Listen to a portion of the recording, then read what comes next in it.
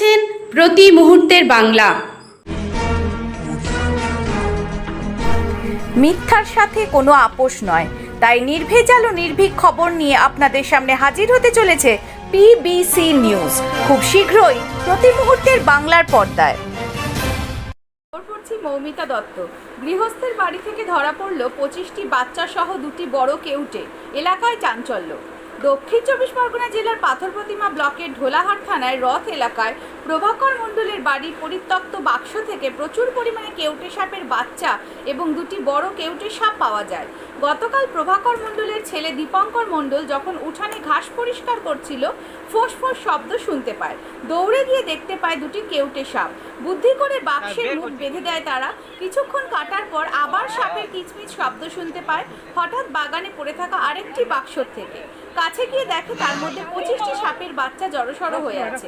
এই খবরটি ছড়িয়ে পড়তে এলাকায় মানুষের ভিড় জমে যায়। গ্রামবাসীরা সাপগুলোকে মেরে ফেলার চেষ্টা করার জন্য বলেন, কিন্তু কারো কথা না শুনে প্রভাকর মণ্ডল এবং তার ছেলেরা সেই সাপগুলোকে বন দপ্তরকে খবর দেয়। বন দপ্তরের হাতে 2টি সাপ এবং বাচ্চাগুলো নিয়ে যাওয়া হয়। বন দপ্তর থেকে জানা গিয়েছে লোকালয়ের বাইরে কোনো জঙ্গলে ছেড়ে দেওয়া হবে সাপগুলোকে। তবে বন দপ্তর সাপগুলিকে নিয়ে যাওয়ার সময় বাড়ির লোকদেরকে ধন্যবাদ জানান।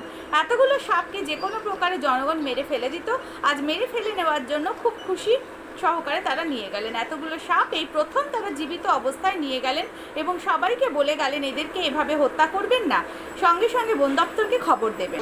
তো দেখার পরে আমরা বন দপ্তরে খবর দিই, তো বন দপ্তরের লোক এসছে, আমরা ওনাদের হাতে এইগুলো তুলে দিচ্ছি। তোরা বন দপ্তরে খবর দিলে কেন? আমরা চাই এগুলো প্রাকৃতিক সম্পদ রক্ষা হোক, এগুলো বেঁচে থাক, ঠিক আছে? এগুলো তো মানুষের ক্ষতি করে না। কটা সাপ তুললে? কটা সাপ? বাচ্চা আনুমানিক তবু 24-25টা। আর সাপ? আর সাপ 2টো বড়। তোমার নাম? আমার নাম চিন্ময় মণ্ডল, বাড়ি? দক্ষিণ Durgapur. Bureau report, PM Bengal.